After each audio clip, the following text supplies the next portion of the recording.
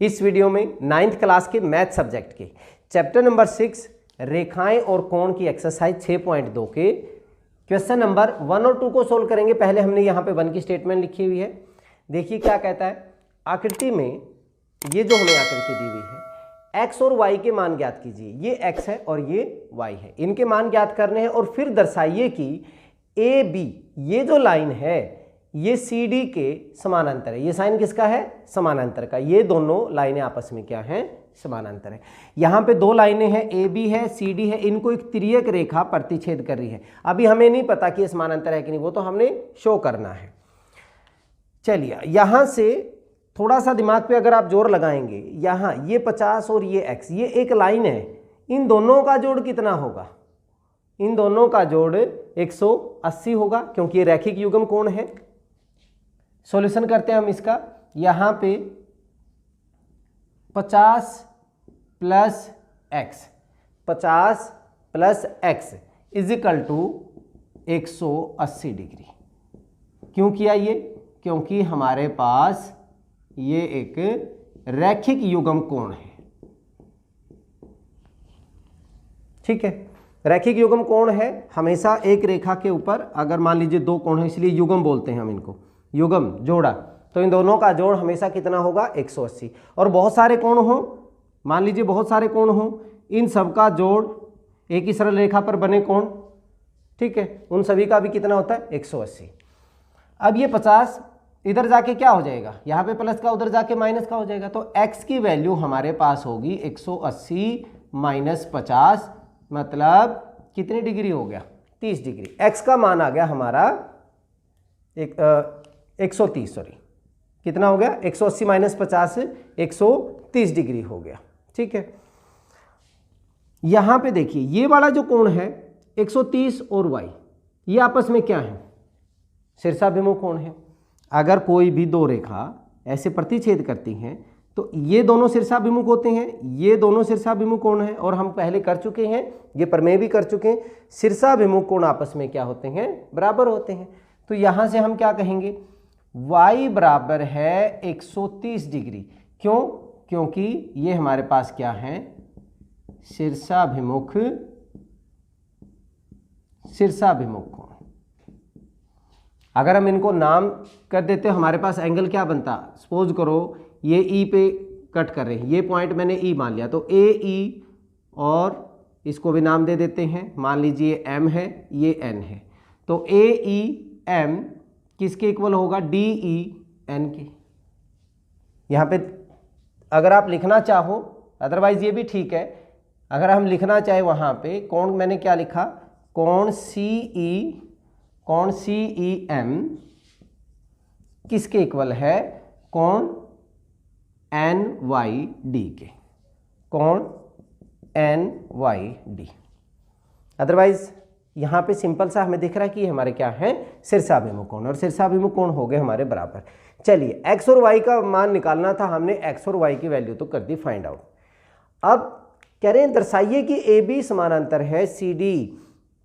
जब हमने introduction part किया था तो उसमें बताया गया था कि अगर हमारे पास दो समानांतर रेखाएं हैं, एक तिर्यक रेखा उनको प्रतिच्छेद कर रही है, संगत कोण थे, ये कोण इसके बराबर, ये कोण, अगर हमारे पास समांतर रेखाएं हैं, एक तिर्यक काट रही है, तो ये संगत कोण होते हैं, बराबर होते हैं। उल्टा भी बताया था कि अगर हमारे पास कोई भी दो रेखाएं हैं, उनको एक तिर्यक रेखा काट रही है, और संगत कोण अगर बराबर हों, तो ये रेखाएं आपस में क्या होंगी?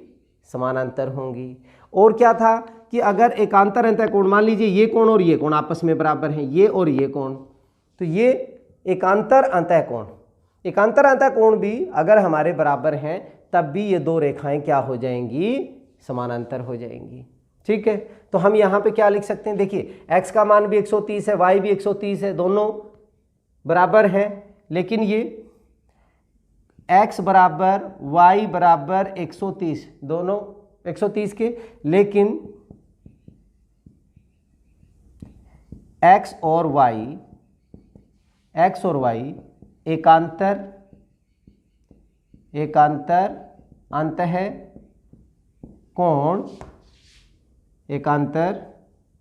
अंतः कोण है।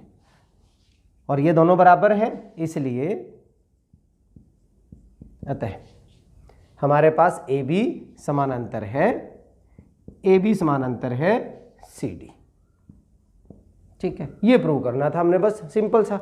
हम ये भी लिख सकते थे कि हमारे पास x और ये 130 ये दोनों बराबर हैं, ये दोनों संगत कोण बराबर है, इसलिए ये दोनों रेखाएं क्या हैं, समानांतर। आप ये भी लिख सकते थे। ठीक है, चलिए इस क्वेश्चन में इतना ही। अब हम नेक्स्ट क्वेश्चन करते हैं। Question number 2।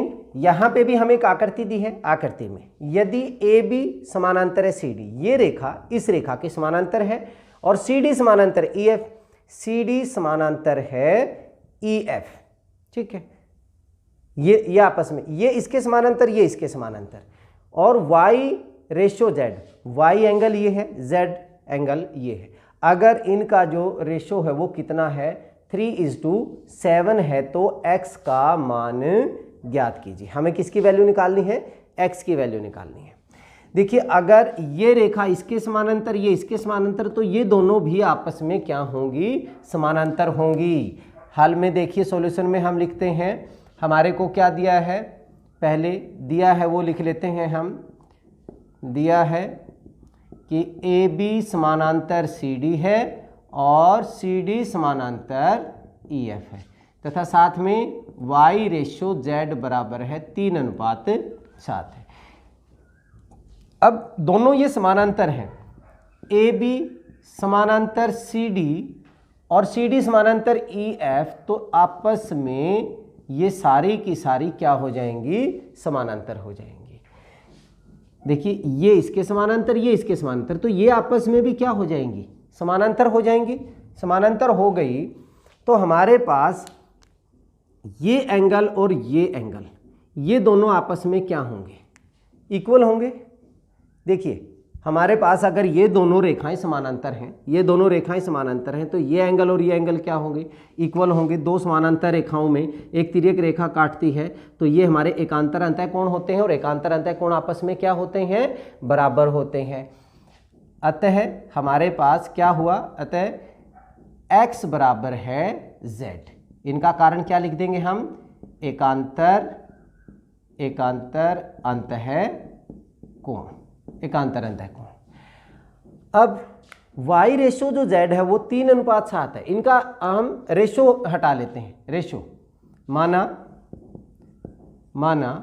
y बराबर है, जब भी रेशो में दिया हो इसके साथ कुछ ना कुछ वैल्यू लगा लेते हैं। मान लीजिए हमने 3p लगा लेते हैं हम, माना y बराबर है 3p एंड z बराबर है 7p। इसको हमने 3p मान लिया और इसको हमने z को क्या मान लिया, 7p मान लिया। अब एक बात और, x और y का जो जोड़ होगा उनको क्या बोलेंगे, उनका सम कितना होगा, जोड़ होगा जो 180 होगा। ठीक है, किया था हमने कि अगर हमारे पास एक ही तिर्यक रेखा के एक ही ओर बने अंतः कोणों का योग, सह अंतः कोणों का योग भी हम बोलते हैं ना, सह अंतः कोणों का योग कितना होता है, हमेशा 180, sum of co-interior angle. तो यहाँ पे x plus y is equal to 180। कारण मैंने बता दिया, तिर्यक रेखा के एक ही ओर बने दो कोणों का योग कितना होता है, 180 होता है। या हम कह सकते हैं सह अंतः कोणों का योग 180 होता है। अब देखिए, x तो हमारे पास किसके इक्वल है, z के इक्वल। तो इसका मतलब यहाँ पे अगर हम z की वैल्यू रख दें तो हमारे पास ये क्या बन जाएगा, मीन्स z प्लस वाई बराबर है 180, क्योंकि x की वैल्यू किसकी थी, z के इक्वल थी, तो x की जगह मैंने z रख दिया।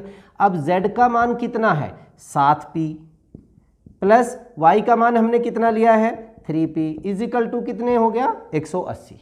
7p प्लस 3p कितना हो जाएगा, 10p is equal to 180। p is equal to, ये इधर जाके डिवाइड हो जाएगा, तो हमारे पास p का मान कितना हो जाएगा, p की वैल्यू 18 होगी। p तो हमने अपनी तरफ से लिया था, तो हम y निकालते हैं, इसलिए y इज इक्वल टू, अगर हमने y निकालना है तो 3 गुना में 18, 3 गुना में 18 मतलब 54 डिग्री। अगर आप y निकाल रहे हैं तो हमारा कितना हो गया, 54 डिग्री हो गया। अगर हम z निकाल रहे हैं, देखिए x और z दोनों इक्वल हैं, x की वैल्यू z की इक्वल है तो x is equal to z, और z हमारे पास 7p है, p का मान 18 है, तो 7 गुणा में 18 हो गया, 18 सत्ता 126, 126 डिग्री हो गया। सिंपल सा है। तो x की वैल्यू हमारे पास जो x निकालना था वो हमारा कितना हो गया, 126 डिग्री। 126 ये 126 ये हो गया और 54 डिग्री ये हो गया। इन दोनों को जोड़ोगे तो सम कितना आ रहा है, 180 आ रहा है। समानांतर रेखाओं से संबंधित अगर आपने इंट्रोडक्शन वाली जो वीडियो है वो अच्छे से देखी होगी तो आप बड़ी आसानी से कोई भी रेखाओं का, कोणों का कोई भी अगर सम आएगा तो आसानी से निकाल सकते हैं। चलिए इस वीडियो में इतना ही, नेक्स्ट वीडियो में अगले क्वेश्चन के साथ फिर मिलते हैं, तब तक के लिए जय हिंद जय भारत।